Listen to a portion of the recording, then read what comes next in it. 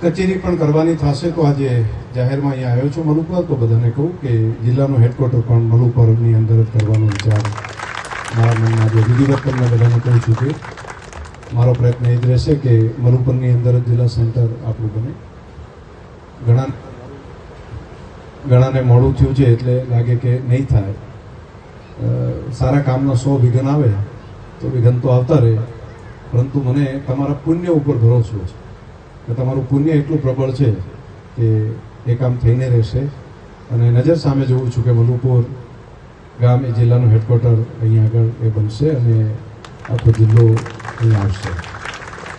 આવી ભવિષ્યવાણીઓ જોખમભરી હોય છે, છતાંય પોતાના વચ્ચે આવીને તમારા બધાના પુણ્યના પ્રતાપે હું આ વાત કરું છું કે આ કામની અંદર સફળતા આપણને ચોક્કસ મળશે. એટલે એમાં મનની અંદર ધડકન બહુ ના રાખતા, મને ભગવાને જે બુદ્ધિ શક્તિ આપી છે પૂરી વાપરી દઈશ અને એની આના માટે પરિણામ આપણા જિલ્લામાં તમે બધા લાવશું.